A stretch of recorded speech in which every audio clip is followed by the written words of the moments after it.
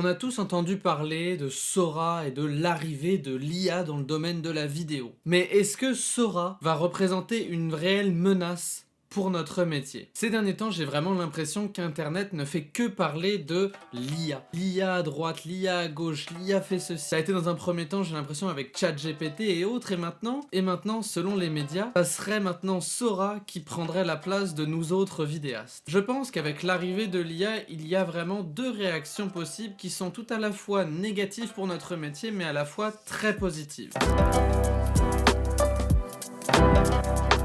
Dans un premier temps, parlons de l'aspect négatif. Oui, Sora va nous faire perdre certains mandats que d'autres vidéastes pouvaient se servir pour avoir un roulement constant. Je parle notamment de banques d'images, de shots de drone, ou même les gens qui vont faire du stock footage pour des sites comme Getty, Shutterstock ou autres. Je pense qu'à l'avenir, ces industries-là et ces allées qui étaient à la fois pour nous autres vidéastes un moyen de ramener, un moyen d'aller chercher du travail, mais aussi en offrant notre expertise de faire bénéficier aux clients d'une meilleure image de marque, je pense que ça, à l'avenir, c'est fini. Je pense que malheureusement ceci est fini parce que maintenant ça va être beaucoup plus intéressant pour les clients et autres qui ont besoin d'aller chercher des images, d'apprendre comment on fait des prompts pour ensuite générer la vidéo dont ils ont besoin. C'est triste, mais à la fois tout à fait compréhensible et ça va amener une toute autre dynamique dans l'industrie de la vidéo corporative en règle générale. Là où par exemple moi ça peut me toucher, quelque chose que j'aimais bien faire et qui m'a vraiment permis de commencer la vidéo un peu plus sérieusement, c'est que les petits business avec lesquels j'avais l'habitude de travailler au départ n'auront pas de justification au même titre que pour ceux qui ont besoin d'avoir une banque d'images. Ils vont pas avoir envie d'engager un vidéaste qui va leur coûter beaucoup plus cher pour leur créer un certain nombre de contenus. Ils vont préférer s'abonner ou acheter Sora en fonction de la manière dont cet outil va être vendu sur le marché, et ils vont, au même titre que les banques d'images, ils vont amener des prompts pour créer leur contenu. Ça va leur coûter beaucoup moins cher. Un point qui moi me fait un peu peur, c'est avec le fait que Sora devient de plus en plus fort et de plus en plus capable de créer des images où on se dit oh waouh, ok, ça a été créé par l'IA, c'est impressionnant. Je pense sincèrement que l'IA peut avoir un aspect très négatif dans la presse. On a tous vu une vidéo d'une personnalité publique prenant part à un sujet ou un débat qui au final n'était pas ses propos mais les propos réalisés par un deepfake. Ça, je pense que sincèrement il va y en avoir de plus en plus à l'avenir, et dans un sens je vais pas vous mentir que moi ça me fait peur. Les gens ont de moins en moins l'habitude de vérifier leurs sources et de vérifier leurs propos, et dans ces gens-là j'inclus aussi les médias, ce qui est très alarmant. Mais je pense surtout que l'IA a beaucoup à nous apporter d'un aspect très positif quant à la création de contenu. Ça va être un petit peu à mes yeux la même révolution qu'a offert les banques d'images à nous autres vidéastes indépendants.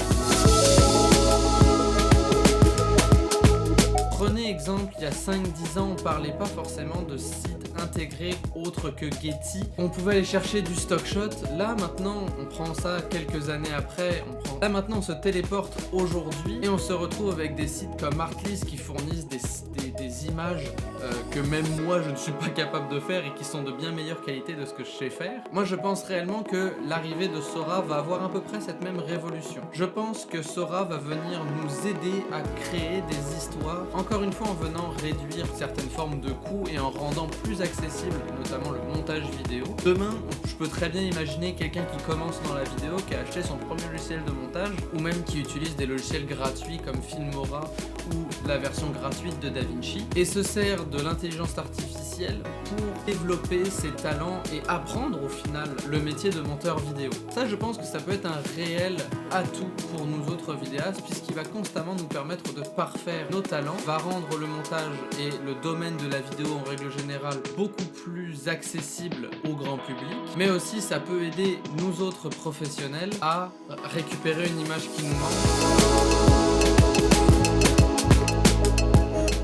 l'effet de mode que l'IA a, j'ai bien peur que dans le futur, l'IA prenne de plus en plus de place. Pas jusqu'à nous remplacer, mais ça va devenir un outil avec lequel on va devoir apprendre à travailler. Donc je pense réellement que c'est important pour nous de commencer à comprendre comment ça fonctionne, comment on peut gérer les prompts, comment on peut créer du contenu par l'IA. Je pense vraiment qu'il faut voir l'IA comme un allié et non un ennemi. L'IA va être au final à notre service pour créer le contenu que l'on veut. Que ce soit parce qu'on a eu des ratés au tournage, parce qu'on a besoin d'images, ou même par exemple moi pour YouTube, j'imagine très bien pouvoir m'en servir pour montrer, je sais pas moi, une image d'un château sur le bord de la plage, donner un peu plus de contexte si jamais je raconte une histoire. Moi je sais que pour YouTube j'ai 1001 applications sur lesquelles l'IA peut venir m'aider. Mais j'insiste vraiment sur le mot m'aider. Il faut que l'initiative d'utiliser l'IA vienne à la base d'un choix artistique réfléchi. Si jamais vous vous dites que oh mais l'IA va créer du contenu, on perd cette notion de créativité qui est l'essence même de... Donc je pense sincèrement qu'il va y avoir un travail pour nous vidéastes de réflexion quant à l'utilisation de l'IA et il va falloir que ce soit un choix.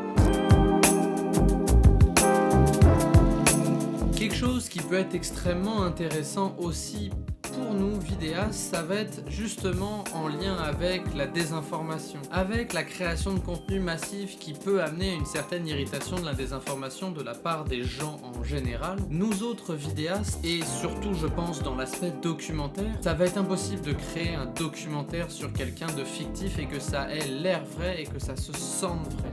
Il va manquer des émotions. Pour nous autres documentaristes, ça va être un moyen pour nous de vraiment faire valoir nos talents. Raconter une histoire, c'est vraiment compliqué. Et je pense que même après une vie à travailler dans le documentaire, on aura toujours quelque chose à apprendre. Que jour après jour, où l'IA va être de plus en plus utilisée pour la création de contenu quotidienne, les gens vont avoir vraiment envie de voir du contenu vrai. Et ce qui va permettre à nous autres documentaristes de fournir et d'avoir une réelle demande. J'ai vraiment envie de croire que la démocratisation de l'IA va nous offrir à nous autres documentaristes cette espèce d'Eldorado qui va nous permettre de montrer l'importance de créer du contenu qui est vrai et humain.